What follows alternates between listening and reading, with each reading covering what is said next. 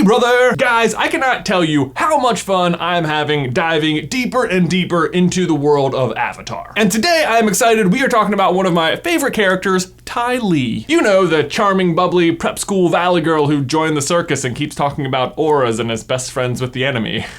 We all have that friend.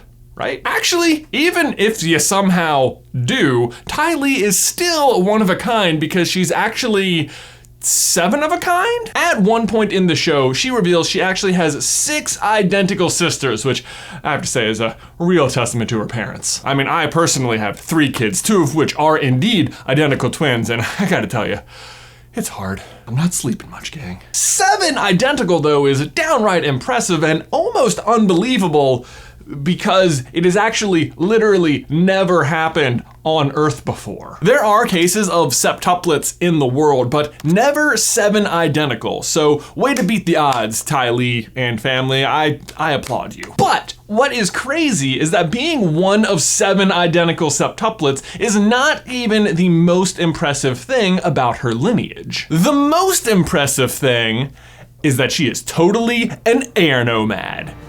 What? Hey, brother!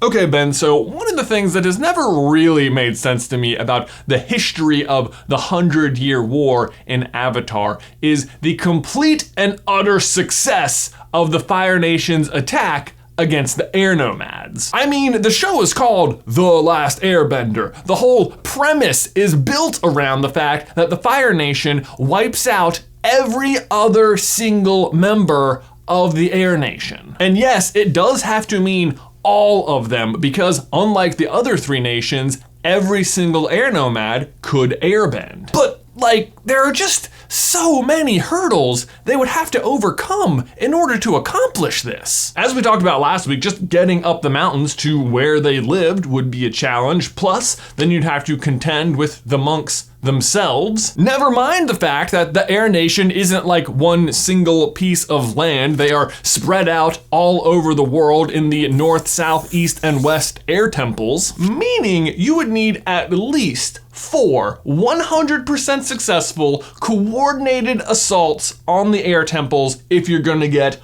all of them. Surely there was some Yoda out there who crawled through the ductwork in one of these temples and made it to the Dagobah system, right? Into exile I must go. Why? Why? But okay, odds against them, whatever, I can still get on board with it. Well, not on board with actually attacking them, just on board with the idea that they were successful. Doing it was quite awful. But Sozin's Comet did give their whole army plus 100 to firepower. I think last week I said plus 10 to firepower. Might have been underselling it a bit though. It's more like plus 100 to firepower. But no, the thing I really take issue with concerning the Fire Nation's success is that the Air Nomads were nomadic. A nomad is one who wanders, one who doesn't have a permanent resting place, one who is just out in the world. My personal headcanon is that they all had Sky Bison hindquarter stickers that say, "Not all who wander are lost." Anyway, my point is, even if most of the air nomads were at the temples when the Fire Nation attacked,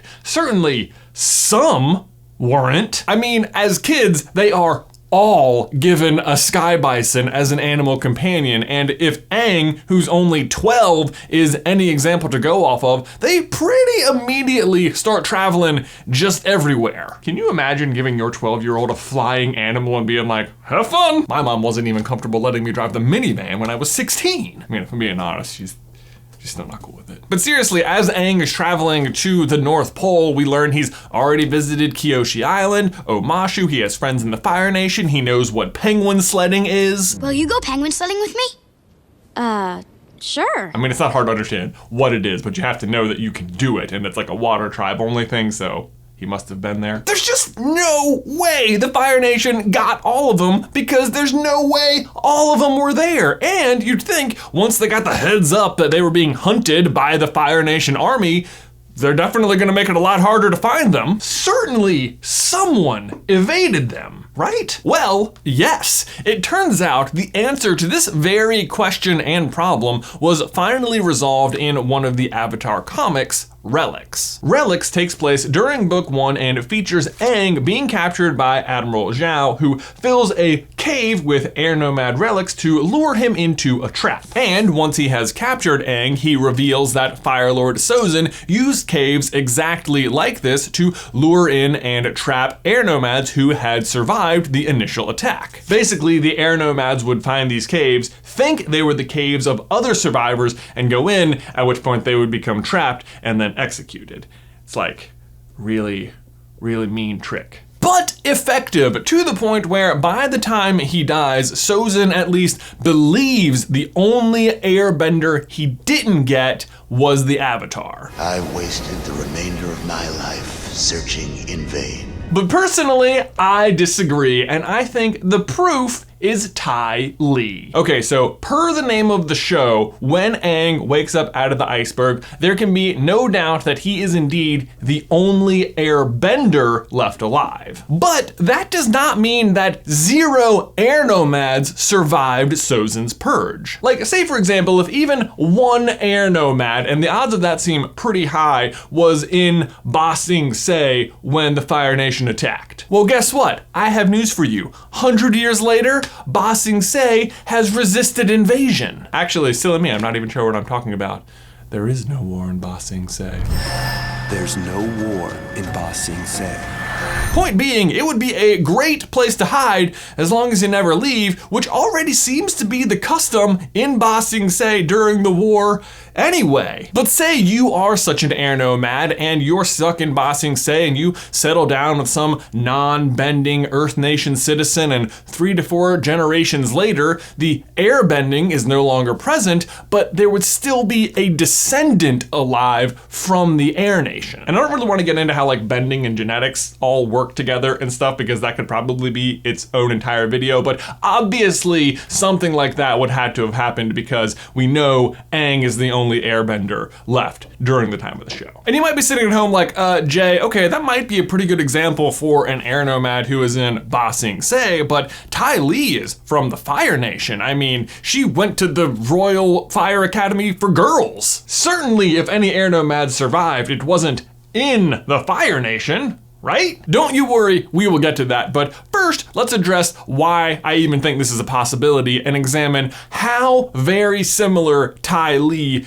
is to the Air Nomads. And on top of that, how she stands out so much against her Fire Nation cohorts. First is her overall appearance, which normally I wouldn't put too much stock into, but there are some things here that just really stand out. Take her hair, for example. Now, I don't want to get too technical here, but it's brown, which might not seem like a huge deal, except every other person in the Fire Nation has black hair. It's not a huge difference, and it doesn't have to point to anything, but it could point to her ancestors marrying outside of the Fire Nation. As could her eyes. Almost everyone in the Fire Nation has copper, yellow, or reddish eyes, but not Ty Lee. Her eyes are gray, the same as, wait for it, Aang's. You know Aang, right? The last airbender, probably you've heard of him. And speaking of Aang, the two of them happen to share some extremely similar facial structure. Like, take this picture of Ty Lee. You just take off the eyelashes, take off the hair, add the arrow, and boom. It's Aang. Actually, fun fact, this was a picture of Aang to begin with. But the point is, if you were fooled for even a second, enough said. Although actually don't go anywhere, I do have more to say. It's not just her looks. Like, take for example the circumstances under which we meet Ty Lee, where she is a member of the circus. Which, like, not for nothing, but the circus is a nomadic lifestyle. And yes, I know choosing a nomadic lifestyle isn't like genetic or anything, but it does kind of feel like a little hint from the writers, doesn't it? Ty Lee is also significantly more spiritual than any other member of the Fire Nation that we meet. But even with all of that attention, your aura is this dingy, pasty, gray. Well, okay, to be fair, Iroh, but he's kind of an exception to a lot of Fire Nation rules himself. But what I'm trying to get at is that spirituality of almost any kind is just not really part of daily life in the Fire Nation. So like, then from whom is she even learning all of this chakra or chi blocking stuff from then? Because I gotta tell you, it doesn't seem like the kind of thing they would be teaching at the Royal Fire Academy for girls. No, I think the answer is that it pretty much has to be being taught to her from her family, which of course they would know because such information would be passed down from her Air Nomad ancestors. Unlike the present day Fire Nation, the Air Nomads of the past were extremely spiritual, like way more so than any of the other three nations. But that still leaves us with the problem of how could her ancestors have survived living in the Fire Nation at all? And I think the answer lies in where she went to school. You know, the Royal Fire Academy for girls. Consider Ty Lee's two best friends, May and Azula. May's father is the governor of a city, and Azula is literally the heir to the throne of the entire Fire Nation. Like, whatever school these girls went to is absolutely for the elite of the Fire Nation. That suggests that Ty Lee's parents or her ancestors probably shared pretty similar status, which might have helped them avoid suspicion of harboring Air Nation refugees. Like, if you're Sozin, probably the last group of people you are expecting to harbor Air Nation refugees are the high-ranking officials in your army who are hunting down those exact people. So, based on her appearance, her general light-footedness, and her knowledge of things that other people in the Fire Nation just seem to be unaware of, my guess is that her ancestors managed to not be at one of the air temples when the Fire Nation attacked, and were then offered refuge by some high-ranking military officer in the Fire Nation, with whom they then started a family with and eventually produced Ty Lee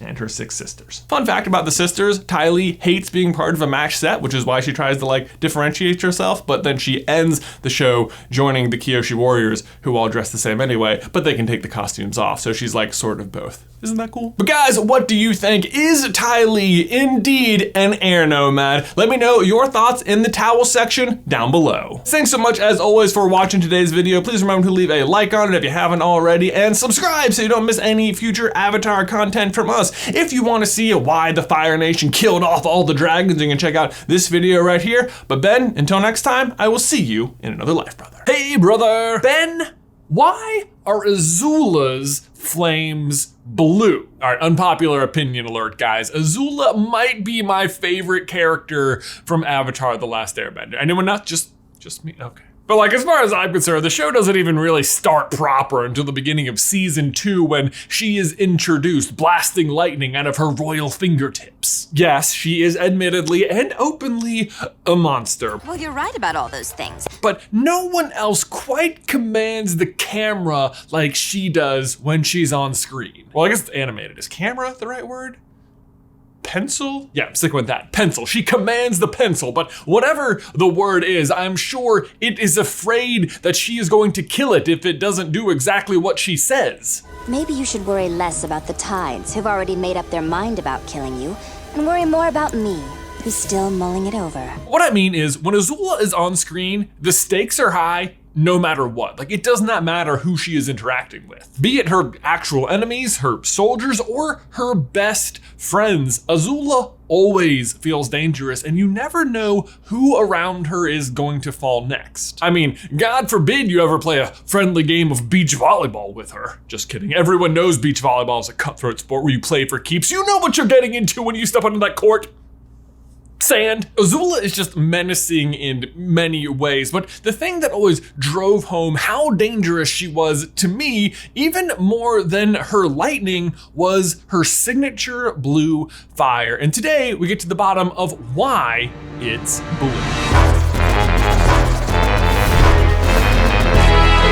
Hey, brother!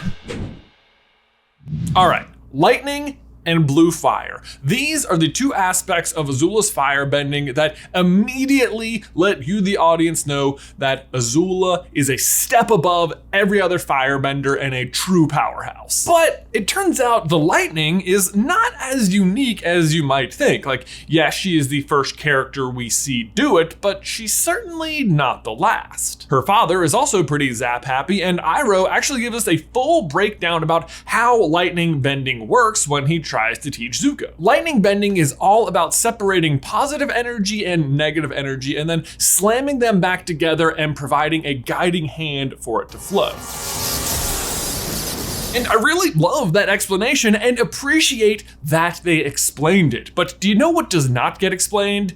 The blue fire. Because unlike the lightning, the blue fire ends up being very unique to Azula. Literally no other character in the rest of The Last Airbender or even Legend of Korra is able to produce these alternate colored flames. The closest thing we ever get to someone producing non-orange flames is when Aang and Zuko go to meet the dragons, Ran and Shaw. They produce rainbow fire and teach us the true nature of firebending, that it's about life and energy and not destruction. But actually, let's talk about Ran and Shaw for a second, because you may have noticed that one is red and one is blue, much like the fire we are discussing. And since, you know, they're like the firebending masters, it feels important. But Ran and Shaw are not the only set of red and blue dragons we see throughout the show. In one of his dreams, Zuko is given advice by both a red and a blue dragon. The red one is voiced by Iroh, but the blue one is voiced by, yeah, you guessed it, Azula. Relax, Fire Lord Zuko. Just let go. Avatar Roku and Fire Lord Sozin each also have a dragon, again, red and blue. And in both of those scenarios, you probably notice that it's the bad guy who has the blue dragon. I mean, Azula's literally voicing the blue dragon. And so you might just think that's it. Blue dragon equals bad guy equals blue fire. And while I do think that's part of it, and like the narrative symbolism certainly does add up there, but I don't think it fully explains Azula's fire. Because there are plenty of other bad firebenders who do not have blue fire, like most notably her father, who I would argue is even way more evil than Azula, and that's saying something. But so then what? Is it just because her fire is hotter? Is it because she's just more powerful? Well, I do think her fire is hotter, and we'll come back to that, but I do not think it is a matter of power. Because while Azula is possibly the most effective user of firebending, she is by no means the most powerful in terms of just raw power. Ahead of her would, again, probably be her father and possibly Iroh, and let's not forget the actual avatars, and yet none of them, not even Ozai or Aang, during Sozin's Comet, are producing blue fire.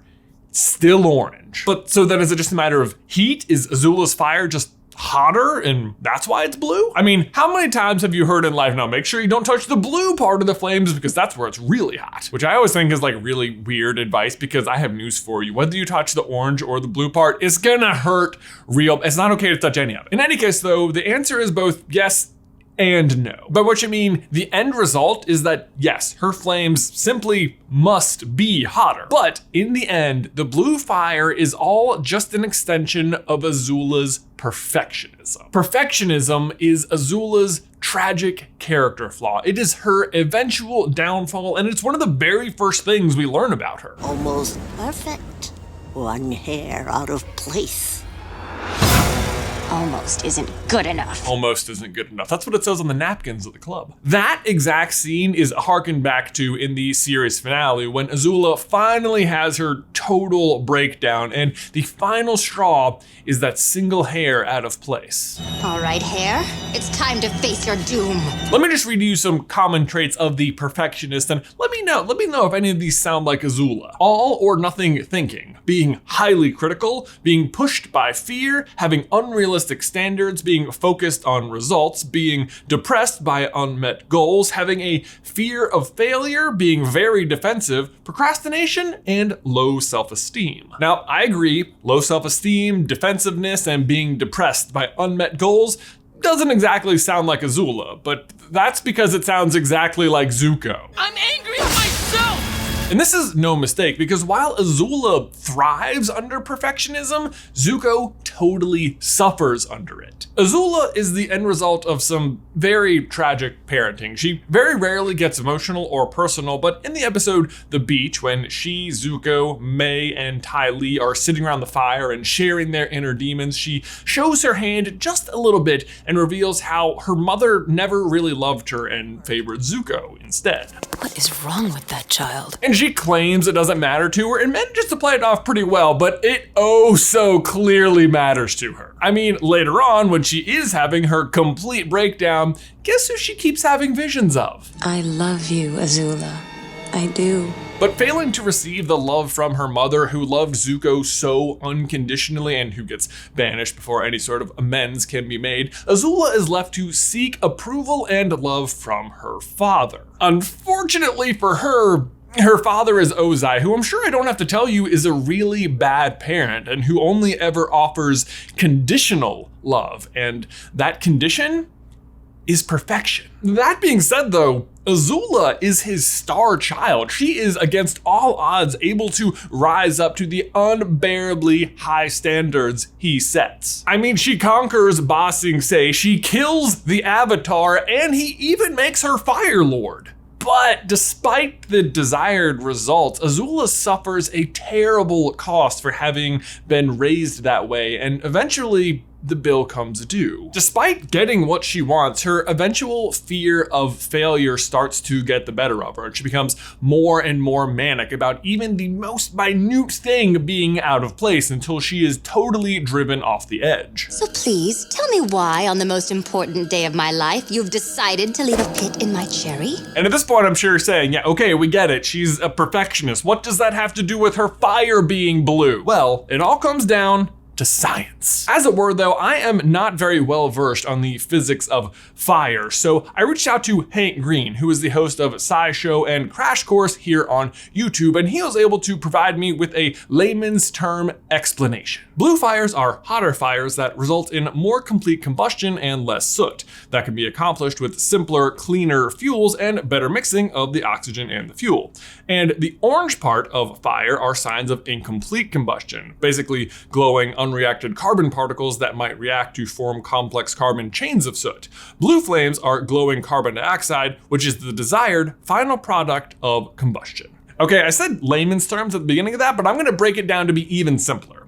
Blue fire is better, cleaner, hotter. It's what you're going for. Actually, if you're really interested, Hank sent me a much more in-depth explanation. You can pause your screen right now and read the whole thing if you want to, because it was pretty fascinating, but otherwise just keep watching. And thanks, Hank. But what it all comes down to is this. Azula's fire is blue, not because it's more powerful, but because it's literally more perfect fire. It means that Azula is literally better at bending fire than any character in the history of the show. The blue fire is a visual representation of Azula's perfectionism, and the science behind it represents the psychology of her downfall. I mean, her whole life is built around trying to be the perfect daughter to her father and win his approval. So of course, her firebending is no exception. The tragedy is though that in the end, it doesn't matter how much approval she gets from anyone, because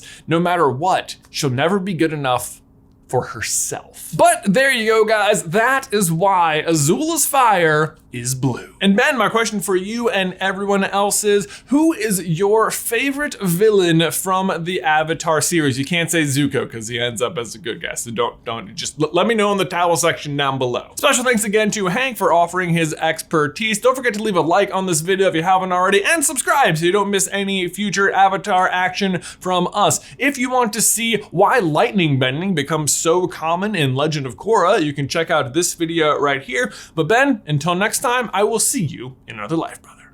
Hey, brother! Ben, we've all heard it hundreds of times.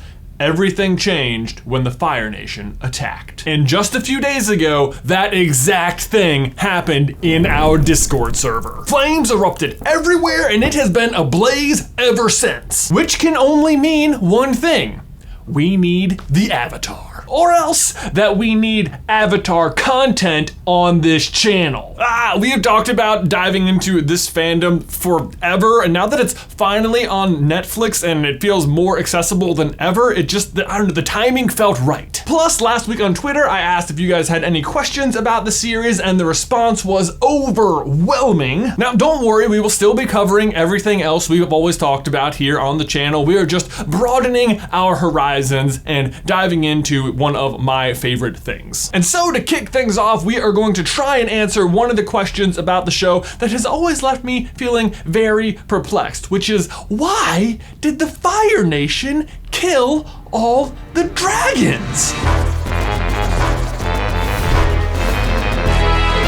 Hey, brother!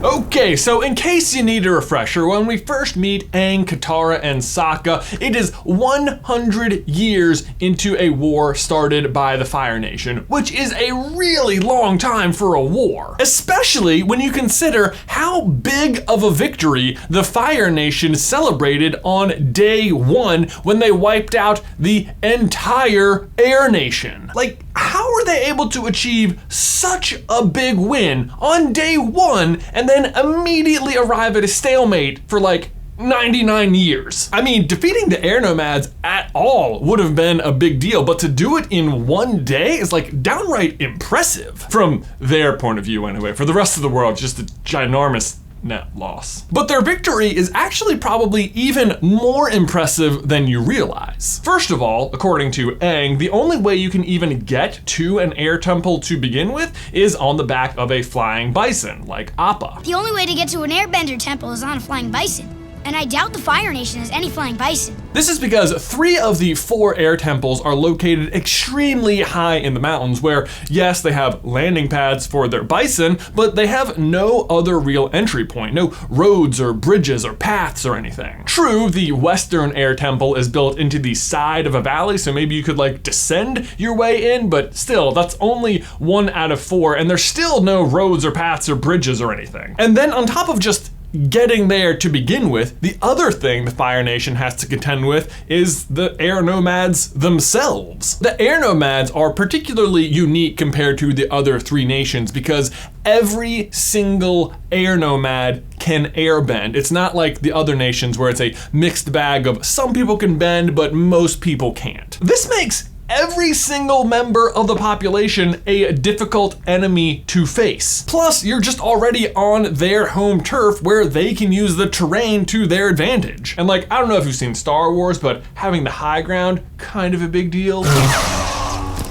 But they've got more than the high ground. They've got the high air. They can like fly around on gliders and bison and stuff. And you might be thinking, well, yeah, sure, maybe they do have those advantages, but it's not as if the Air Nomads were like a race of warriors or anything. And that's a fair point. I mean, for the most part, the Air Nomads were a pacifist people. I mean, as an entire culture, they don't eat meat, they preach forgiveness, and they are much more in tune spiritually with nature than the other 3 nations. But that's not to say they can't or won't fight. I mean, when we meet Aang, he's just a 12-year-old kid without any real combat training, and yet he is still easily able to take down veteran Fire Nation soldiers, including Prince Zuko. Plus, look at this room where Aang eventually finds the corpse of his dead mentor, Monkey Atso. It's a pretty depressing scene, especially for Aang, but something that doesn't really get addressed in the show that really stood out to me was not just the dead body of Gyatso, but the insane number of dead Fire Nation soldiers in the room. I mean, Gyatso is in there by himself, and it looks like even though he eventually loses the fight, he went out with a serious bang. But whatever, good for him. It still doesn't answer the question, how did the Fire Nation soldiers even get up there to begin with? It might not feel like a real issue. You might be thinking, don't they have those cool wall climbing tanks and hot air balloons, and can't like some of them even use firebending to fly? Well, yes and no. By the time we meet Aang and friends, yes, the Fire Nation has some very cool toys, but those awesome wall climbing tanks are very new inventions and would not have been around 100 years ago when they first launched their attack. The balloons we actually get to see invented, and it's not even by the Fire Nation, it's by the Mechanist and Sokka, although the Fire Nation does swiftly steal the idea, and it basically almost goes on to ensure their victory in the war. And as for using firebending and fire flying their way up, I mean, yeah, it is possible, but the technique is very difficult and only really advanced firebenders would even be capable of it. Again, not impossible, but to suggest an entire army could successfully get up there and then defeat the Air Nomads on their home turf, it just isn't very likely. Although, to be fair, the reason they are attacking on the day they are attacking is because Sozin's comet has appeared in the air, and that gives like all the firebenders like +10 to firepower. Very useful when you don't have the high ground. You know who didn't have +10 to fire? Anakin. So sure, maybe Sozin's comet would have allowed a greater number of firebenders to fly their way up the mountains, but it's still a very limited time they have to work with, and to be a brand new skill they were learning on the fly. Get it? Nailed it. Feeling good today. But okay, so if none of those are the answer for how they got up to the temples, then how did they do it? Well, based on the title of this video, I'm sure you can already guess what my theory is. Dragons. This would explain a lot. I mean, not only can they fly, which would solve that problem, but they could also carry lots of troops on their back, and are they themselves weapons of mass destruction? Now, admittedly, the temples themselves are all still pretty intact, so it's possible the dragons themselves weren't actually attacking, but even if they could just drop off hordes of troops at once, that would be pretty effective, especially in a surprise attack situation. Besides that, we already know Sozin himself had a dragon, and according to Aang, when he was a kid, before, being frozen for 100 years, there were dragons everywhere. Roku had a dragon, and there were plenty of dragons when I was a kid. Well, they aren't around anymore, okay? And according to Zuko, the dragons were the original firebenders. The original firebenders were the dragons. So it really doesn't seem like a stretch that the Fire Nation would have access to a lot of them. But then the question is, if they had dragons and they used them so successfully to take out the Air Nomads, why did they start killing them off? I mean, the ability to control the skies or just fly at all is the difference maker the Fire Nation has been looking for a literal century. This defeat is the gateway to many victories. I don't know how many times I can reiterate it, but the high ground matters, especially in a world where things can't fly. Walls are really effective when things can't fly. If you're wondering why you don't just build walls around stuff anymore as like a layer of defense, it's because things can fly. That's the reason. Also, it's a bad idea and it'll cost a ton of money and no one really supports it and whatever. But seriously, the reason the Fire Nation can't defeat the Northern Water Tribe is because they have to approach it on water, and the waterbenders have a huge advantage there. That advantage being water. The reason they can't topple the Earth Kingdom is because they can't get into Ba Sing Se, and the reason they can't get into Ba Sing Se is because giant wall. I mean, Iroh does get through it after like a 600-day siege, but then he immediately withdraws his troops and they repair it. So, boy, what a waste of 2 years from their perspective. From the rest of the world, net gain. But if they can fly, that pretty much ends the war all at once. You can just fly over the water. You can just fly over the wall. Why would you kill off such an awesome advantage? Well, according to Zuko, the tradition of hunting dragons was started by his great-grandfather, Sozin. Zuko, something happened to the dragons in the last 100 years. Something you're not telling me. My great-grandfather Sozin happened. He started the tradition of hunting dragons for glory. They were the ultimate firebenders. And if you could conquer one, your firebending talents would become legendary. But this is just so stupid. I mean, the advantage of using dragons versus the prestige of killing one is just dumb. Honestly, I think that was just propaganda used by Sozin to get people on board with the idea. But I think his real motives are actually much more in line with why he decided to kill off the Air Nomads to begin with, which was to prevent the rise of another Avatar. Sozin's first strike comes 12 years after the death of the last Avatar, Avatar Roku. He knows the Air Nation is next in the cycle to give birth to an Avatar, so he waits 12 years until the comet appears in the sky so he can strike and wipe them all out at once. And figures, hey, at this point, at worst, he's up against a 12-year-old kid who isn't a fully realized Avatar. I can probably take him. The ginormous irony being that he wipes out literally everyone except accept the avatar, and then a 12-year-old kid defeats his grandson anyway, so. But it's a dumb plan either way, because even if he did kill Aang, it would just mean that the Avatar would be immediately reborn into one of the water tribes. That said though, he's probably not thinking the war is gonna last 100 years, and that by the time the next Avatar is born and grown up, it will be long since over. The problem he runs into though, is that he has no way of being certain that he killed the 12-year-old Air Avatar. And according to his fire sages, that Avatar is still alive. So now he has the tricky situation where he has to make sure that Avatar doesn't grow up and, you know, exact revenge for killing off the rest of his entire people. And it's a problem that gets worse for him every single day. I mean, every day he doesn't find the Avatar, he potentially becomes a bigger and bigger threat who knows more and more about controlling the elements. Except that Sozin does have at least one ace up his sleeve, which is that he can prevent this Avatar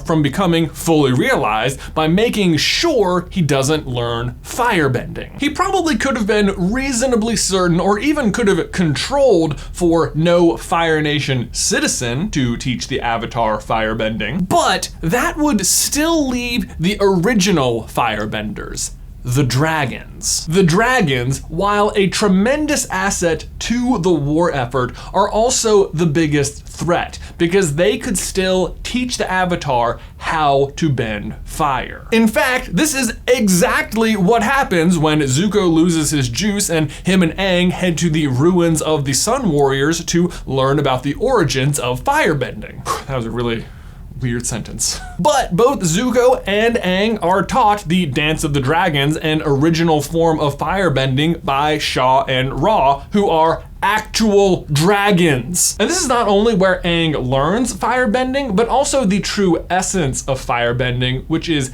energy and life, not destruction like he had previously believed. All this time, I thought firebending was destruction, but now I know what it really is. It's energy and life. And who he learns that from is also the dragons themselves, which is another reason Sozin might not have wanted them around. See, most of the firebenders we meet in the show, including Zuko for most of it, use hatred and rage and anger to fuel their firebending. But it is clear when he and Aang meet Ron and Shaw that they are not interested at all in teaching firebending to anyone who's going to utilize it in that way. I mean, they literally judge them to figure out if they are worthy to be taught firebending, which of course they were. But it makes me think that the dragons as a whole would have been very uninterested in helping the war effort that used firebending in this unnatural way. Again, I'll point to the air temples, which are not destroyed, suggesting the dragons didn't actually attack. So ultimately it comes down to this. I think on day one, the dragons were used successfully to scale the mountains and attack the Air Nomads, after which they became extremely uninterested in what the Fire Nation was doing with the war. But if they weren't going to help and they could possibly teach the Avatar how to firebend, they had to go. So Sozin promoted killing them as sport as a way of demonstrating your own mastery of firebending. And that is why the Fire Nation really killed the dragons. We mentioned earlier that they had recently invaded our Discord server, and I have bad news on that front. They have indeed conquered the server and are now using our members to light fire to the towel section down below. So if you would like to, I don't know, help us fight back against the flames, please leave a comment using whatever emoji best represents what elemental nation you are from. And thank you again in advance so much for your support of this video. If you have any other questions about Avatar: The Last Airbender you would like us to look into, please also leave those in the towel section down below. Watch out for the fire. But guys, thanks as always for watching today's video. Please remember to leave a like on it and subscribe if you haven't already so you don't miss any future Avatar content from us. While we've got the heat here, you know what that might be good for is popping up some popcorn. So maybe you want to check out our podcast, Popcorn Culture. But otherwise, thanks for watching. Ben, I will see you in another life, brother. Hey brother! Ben, as usual, I've been thinking a lot about Avatar: The Last Airbender recently and have found myself dwelling endlessly on a question presented in season 3. The episode in question is The Painted Lady, and it presents a very intriguing mystery, which is, who is the Painted Lady? I kid you not, Ben, it has become like the Emma Jean of the Avatar world for me. And I know what you're thinking. Jay, hold on to your butt because I'm about to blow your mind. If you had just finished that episode, you'd know that it's Katara just dressing up as the Painted Lady. What? But no, that's not what I'm trying to figure out. What I'm trying to figure out is who was the Painted Lady, like before she became all spirity and painted and stuff. Like, who is beneath the paint? And you know what? I think I have figured it out. Hey, brother!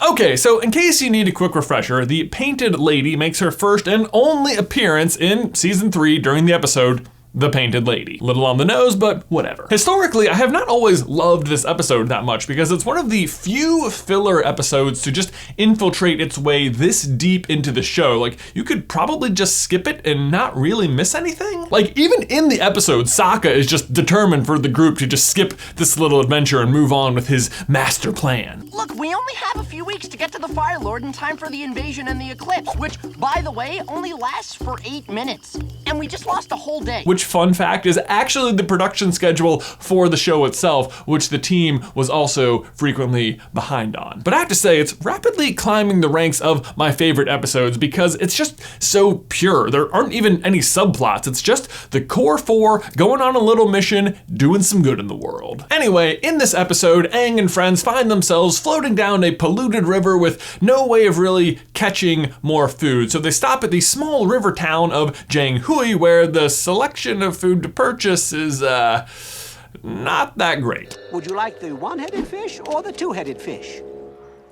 Two-headed. You get more for your money that way. The town is doing really poorly because the Fire Nation built a factory upstream and it has begun polluting the river. And while Sokka insists the group just eat and move on, Katara wants to stay and help. So she feeds Appa a bunch of very purple berries which dye his tongue, which makes him look poisoned, so they can't fly, so they stay in camp a few nights. But Appa's okay, right? Appa is okay. During the time they are camping out, though, Katara is sneaking out at night disguised as the town's spiritual guardian, the Painted Lady, and using her bending to heal sick kids and deliver food. However, she quickly realizes that this is only a short-term solution, so instead, her and Aang destroy the entire factory and clean up the entire river in like a day. And I have to say, even when you can magically bend all the elements, this is the part that feels implausible to me. But whatever, not important. Throughout the episode, it is hard to tell how seriously you should take the townspeople because they seem pretty superstitious, and it seems super obvious that Katara is the one posing as the Painted Lady, but they insist that she has been their guardian for a long time. And then after it's revealed it was Katara, you think, yeah, see, they didn't know what they've been talking about. They clearly been eating too many polluted two-headed fish. Until, that is, after the river is finally completely cleaned up, and later that night, the actual spirit of the Painted Lady presents herself to Katara to thank her for cleaning the river. Thank you. Leaving us all to wonder, who was the Painted Lady? And guys, I was so positive the first time I saw this that I knew her true identity, that it had to be Princess Yue. I mean, the Painted Lady is described as a water spirit. Princess Yue is the moon spirit. The moon spirit and the ocean spirit live together in the spirit oasis. One spirit is white, one spirit is black. Yue's hair is white, the Painted Lady's hair is black. Both are known to affect the water. They both have the white flowing robes, and the moon itself is very present in this particular episode. Like, okay, check this out. Right here, you can see the reflection of the moon in the water is a crescent moon, but then just later that exact same night, boom, full moon. It is almost as if after being driven away by the pollution, the moon, Yue, has noticed somebody posing as herself and has turned around to get a closer look. Heck, even the symbol painted on the Painted Lady's forehead is a crescent moon. Yue, being the painted lady, even explained why she was painting her face, which would be to conceal her identity so the whole world wouldn't realize the moon spirit is helping out this one tiny town. I mean, you gotta keep that secret. Once word gets out, everybody's gonna be wanting moon solutions to their problems. Blimey, Harry! It all seemed to fit together very nicely, except that apparently in the newly released Shadow of Kyoshi novel, the painted lady is briefly mentioned as to have lived prior to the 3rd century BG. BG is before genocide of the Air Nation in Avatar speak. And since we know Yue died only like 1 month before the airing of this episode, pretty much definitely rules her out. So it was back to the drawing board. The only real other hint I had to go on was that she was indeed once human before becoming a spirit. That is revealed in some director's commentary during one of the episodes for Legend of Korra. It was also in my favor that there's not really a ton of notable characters in the designated time range of just before 300 BG. So that's where I narrowed in on, between 300 and 400 BG. I understand it could have been infinitely any point in the past, but otherwise they would have said before 400 BG, right? I actually don't know. I haven't read the novel, so I'm not sure the context under which she's mentioned, but that was my reasoning, and honestly, it paid off. Allow me to introduce you to the true identity of the painted lady, a woman named Umi. What? Wait, who? What? You don't know Umi? I'd be surprised if you did. Okay, so we don't actually get to learn her name in the show, but her face, and specifically just her face, appears twice throughout Avatar: The Last Airbender. And it is just her face because her face was stolen by Ko, the face stealer. Okay, so when Aang first meets Ko, we learn that Ko does not like the Avatar very much. This is because in one of the Avatar's past lives, he tried to kill Ko because Ko stole the face of the woman he loved. And that woman is Umi, and the Avatar in question is Avatar Kuruk, the guy with the bear on his head who was the water Avatar before Korra. And let me just say, the circumstances surrounding her abduction and subsequent death, matched with the powers and appearance of the painted lady, line up really nicely. So here's what happened to Umi. She and Avatar Kuruk met at the New Moon Festival and fell immediately in love, and he presented her with a betrothal necklace. Oh, that's so sweet. They were to be wed at the Spirit Oasis, but literally during the ceremony, as she's walking down the aisle, Ko pulls her through the Spirit Oasis into the spirit world and steals her face. Which, like, rude. The reason he does this is to punish Kuruk for some of his other arrogant misdeeds that he has done as the Avatar, but that's a whole different story. Don't worry about that. This theory is that after she was pulled through the Spirit Oasis, had her face stolen, and died, that she came back as the painted lady. And if that sounds confusing, don't worry. Let's connect some dots. First of all, similar to Yue, this fills the requirement that she was first human and then became a spirit. Check. Kuruk actually holds the record for shortest lifespan of an Avatar ever at just 33 years, meaning he died in 345 BG, so Umi would have died during the correct time frame to qualify to be the painted lady. Bigger check! Actually, fun fact, not to one-up him or anything, but Kuruk was succeeded by Kyoshi, who then recorded the longest ever lifespan for an Avatar. Anyway, the painted lady is a water spirit who has healing powers. Umi was literally pulled into the spirit world through the Spirit Oasis, a pool of healing water that contains the actual spirit of the ocean. That's the black koi fish, La. The white koi fish, Tui, is the moon spirit. That's the one Yue is associated with, and the reason her hair is white. Which, speaking of, the painted lady has black hair, suggesting that Umi could have been saved in a very similar fashion as Yue was, except by La instead of Tui. Further reinforcing that idea is Umi's name. Okay, so Yue means moon, and predictably she became the moon spirit. Well, Umi, U-M-M-I, is just a modified version of the word Umi, U-M-I, which translates from Japanese to mean sea. Sea as in the ocean, like a body of water, not Sight. But do you see, Sight this time, what I am getting at, that Yue and Umi have a very similar situation going on, just with different fish? But don't worry, it gets better. Do you remember that betrothal necklace that Kuruk gave to Umi? Well, the betrothal necklaces come in many shapes and sizes, but I was super hoping that Umi's was going to have that crescent moon symbol that's painted on the painted lady's head to be like the dead ringer that tied these characters together. But upon further inspection, it turns out that Umi's betrothal necklace is actually a lot more like the one Katara is wearing through most of the show, so I thought that was a dead end until I realized that somebody else actually has that crescent moon shape on the necklace they're wearing. And do you know who it is? Avatar Kuruk. Look, it's right there. Plus, if Umi is associated with La the same way that Yue is associated with Tui, then it could also explain why the moon turns around and becomes full that night. Because Yue notices Katara posing as her other half, who she otherwise believes to have been driven away from the town by the pollution. So she turns around to investigate. Full moon. Oh, but wait, I hear you saying, if Ko stole her face, then how does the painted lady have a face? Well, for one, this theory is suggesting that she was saved by La, which possibly could have given her a new face, but also, couldn't this be the reason the painted lady is painting her face? The reason she is the painted lady? And just for fun, I went ahead and laid Umi's face over top of the face of the painted lady, and I have to say, it is a pretty freaking good match, you guys. Pretty good match. And there you go, guys. The true identity of the painted lady is Umi, the dead fiance of Avatar Kuruk. It's crazy how it always comes back to the Avatar. It's like, that's what the whole show is about. I've noticed that. You've noticed that? Yeah. Yeah.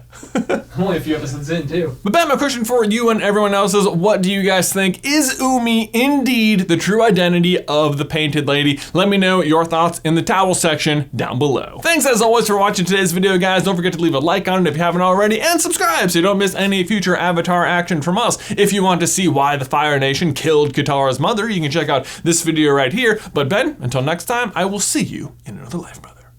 Hey, brother! Ben, easily one of the most emotional episodes of Avatar: The Last Airbender is when Katara finally confronts her mother's killer, Yanra. It happens just a few episodes before the end of the show, but the incident has been part of Katara's core motivation throughout the entire series. I lost my mother in a Fire Nation raid. The Fire Nation took my mother away from me. It's also one of the few times you get to see Katara like at a full 10 on the anger scale, and if not for some very sage advice from Aang, she might have become a murderer herself in this moment. Instead, though, she's able to find it within herself to practice restraint and uses the experience to forgive Zuko for all of his misdeeds against the three of them for the past few months. And for Katara, the situation seems pretty resolved, but I'm afraid that for me, it is not. There is still one big mystery that looms, which is why, after years of just capturing waterbenders, did the Fire Nation suddenly decide to kill Katara's mother? I'm afraid I'm not taking prisoners today.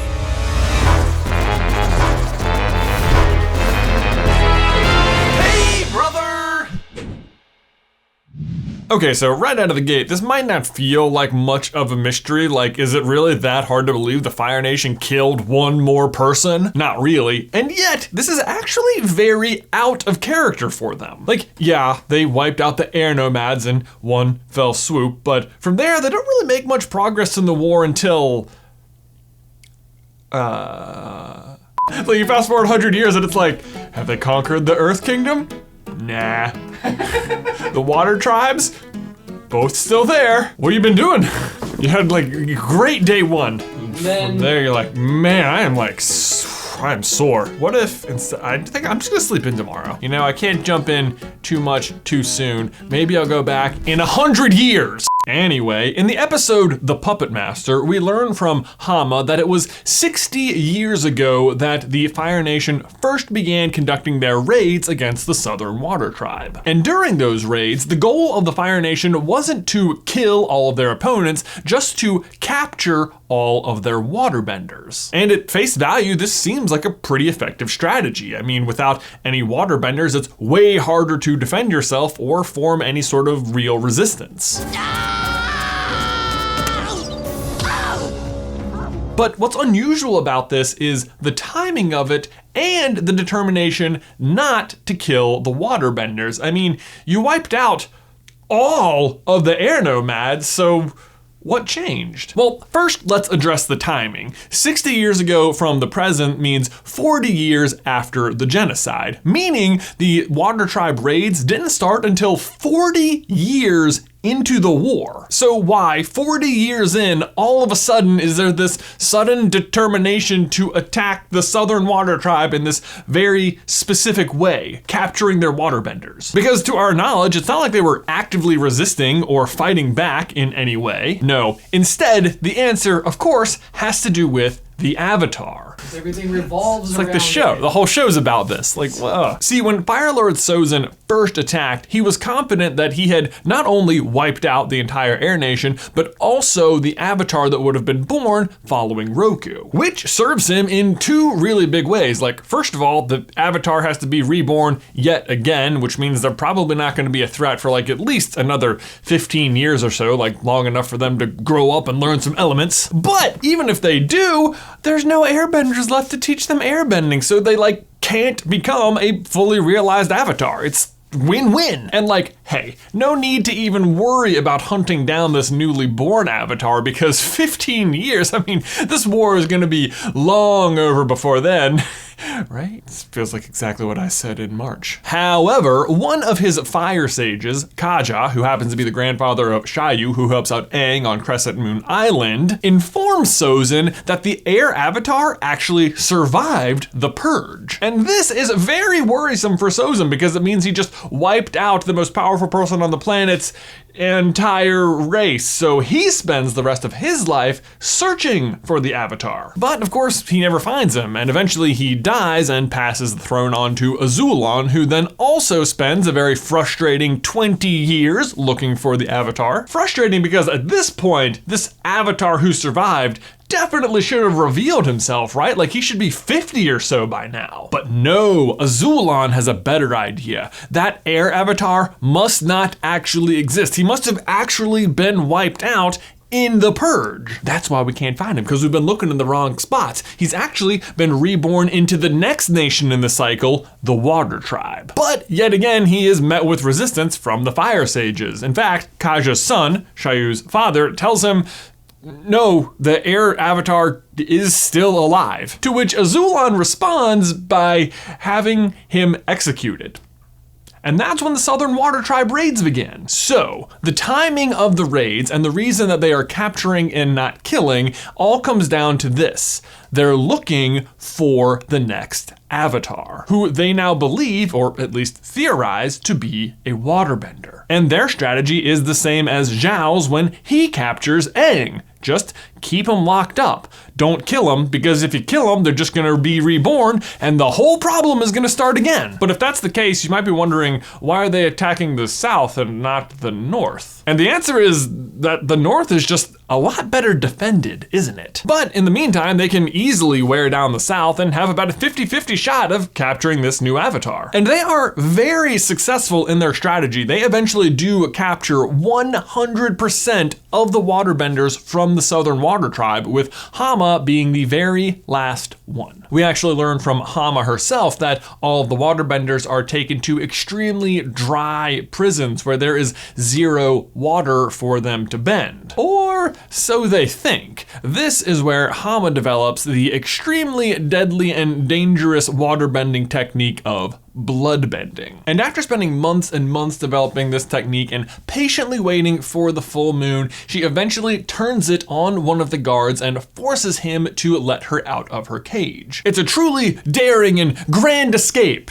where she leaves all of her fellow benders behind? And that's important here because she confidently tells Aang and Katara and Sokka that she is the last Southern waterbender, making it sound like she knows for sure that the rest of them must have been killed. And if I had to guess, I would wager that they were killed because of Hama's escape. She just demonstrated a brand new, super dangerous and deadly form of bending that makes waterbenders a way bigger threat all of a sudden. The only silver lining of which for the Fire Nation is that this is a brand new ability that they've never seen before, so at the very least it's likely the North doesn't know about it. And they have literally the rest of the waterbenders in cages, so just kill them all and the situation pretty much gets resolved, right? Except for that one who escaped, who they definitely want to find because she is definitely super dangerous. Which finally brings us back to Katara's mother, Kaya. So you might have wondered, like me, when you saw the episode about Katara's mother, why, if they had already captured all of the waterbenders, why were they still raiding the Southern Water Tribe at all? Well, as we all know, non-benders can still produce bending children, so it actually is still a good idea for the Fire Nation to check in every now and then to make sure new waterbenders haven't been born. But if that's what they're doing, looking for newly born waterbending children, then why do they believe Katara's mother that she herself is the last waterbender? It's me. Take me as your prisoner. Okay, quick refresher. During the raid in which Kaya is killed, the leader of the Southern Raiders, Yanra, reveals that his source tells him there is one last waterbender in the Southern Water Tribe. My source says there's one waterbender left in the Southern Water Tribe. Now, the tribe and Kaya know this is a true fact and that the waterbender is Katara and assume that's who the Southern Raiders are looking for. However, it is worth noting that it has been 50 years since Hama escaped, and nobody at the South Pole even knows she's escaped because she's been living in the Fire Nation since then the whole time. But if Yanra is just doing a routine check to see if new waterbending children have been born, then shouldn't he be looking for a small child? But he's not. He easily accepts that Kaya, an adult, is the waterbender that he's looking for. Because, unbeknownst to the Southern Tribe, he's not actually looking for Katara at all. He's looking for Hama, the super dangerous prisoner who escaped, the last waterbender of the Southern Water Tribe. This is also why he kills Kaya rather than just capturing her. The orders have changed because of how dangerous they think Hama is. The last time they captured her, she just escaped. And since it's not the avatar they're looking for anymore, killing her is a better option because there's not really any danger of her being reborn. It all fits. And what I just love about this theory is that it just makes Hama that much worse. Like, not only is she already this creepy, dangerous woman who invented this new invasive style of bending, but because of her, the orders changed from capture to kill, and that's why Katara's mother is dead. Well, I mean, let's be clear, if the Fire Nation wasn't at war with, the whole world and continuously raiding the tribe over and over again and capturing them, also, she wouldn't be dead. So, potato Hama, they're both bad. But there you go, guys, that is the explanation for why the Fire Nation changed from capture to kill, and Katara's mother ended up dead. But Ben, my question for you and everybody else is, what do you think? Is this the real reason Kaya is dead? And are there any other unanswered questions from the world of Avatar you would like us to look into? Please leave your thoughts in the towel section down below. Guys, thanks so much for watching today's video. Don't forget to leave a like on it if you haven't already, and subscribe so you don't miss any future Avatar action from us. If you want to see why Ty Lee actually is an Air Nomad, you can check out this video right here. But Ben, until next time, I will see you in another life, brother.